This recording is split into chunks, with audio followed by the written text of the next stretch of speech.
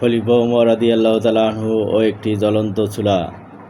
ইসলামের দ্বিতীয় খলিফা উমর রাদিয়াল্লাহু তাআলা আনহু প্রায় রাতের অন্ধকারে সাধারণ মানুষের অবস্থা দেখার জন্য ছদ্মবেশে মদিনার অলিতে গলিতে ঘুরে বেড়াতেন। একদিন গভীর রাতে তিনি তার আসলামকে নিয়ে মদিনার উপকণ্ঠে হাঁটছিলেন। হঠাৎ দেখলেন দূরে একটি তাঁবু থেকে শিশুদের কান্নার আওয়াজ আসছে। কাছে গিয়ে দেখলেন এক মহিলা চুলার উপর একটি ডেকচি চড়িয়ে বসে আছেন, আর তার চারপাশে বসে বাচ্চারা চিৎকার করে কাঁদছে। উমর রাদিয়াল্লাহু তাআলা আনহু সালাম দিয়ে জিজ্ঞাসা করলেন, মা, এই বাচ্চারা কেন কাঁদছে? মহিলাটি উত্তর দিলেন, ওরা ক্ষুধার তাড়নায় কাঁদছে।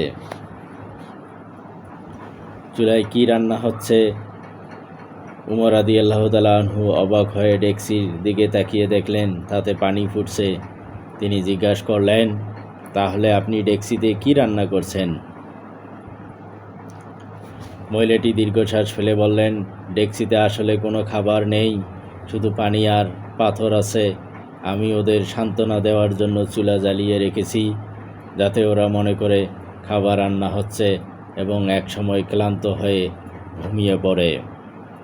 এরপর মহিলাটি আক্ষেপ করে বললেন, আল্লাহর শপথ, আমাদের এই করুণ অবস্থার খবর না রাখার জন্য খলিফা উমরই দায়ী।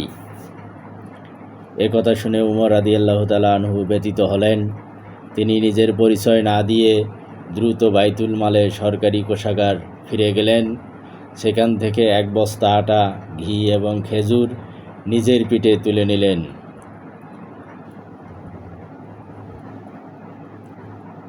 ভাই আসলাম এগিয়ে এসে বলল, আমিরুল মুমিনিন, আপনি দিন, আমি বহন করি। উমর রাদিয়াল্লাহু তাআলা আনহু উত্তর দিলেন, না আসলাম, কাল কিয়ামতের ময়দানে কি তুমি আমার পাপের বোঝা বইবে? আমার প্রজাদের দায়িত্ব আমারই। তিনি নিজেই সেই তাঁবুতে ফিরে গেলেন, নিজ হাতে আটা রেখে রুটি বানালেন এবং বাচ্চাদের খাওয়ালেন। তৃপ্তির সাথে খাওয়ার পর বাচ্চারা যখন হাসি মুখে ঘুমানোর প্রস্তুতি নিল, তখন খলিফার মনে শান্তি ফিরে এলো। যারা নেতৃত্বের আসনে থাকেন তাদের প্রতিটি মানুষের দুঃখ কষ্টের জবাবদিহি করতে হবে। নিজের হাতে অসহায় মানুষের সেবা করার চেয়ে বড় কোনো নেক আমল হতে পারে না। তাই নেতৃত্ব দিলে হবে না, মানুষের সেবা করতে হবে।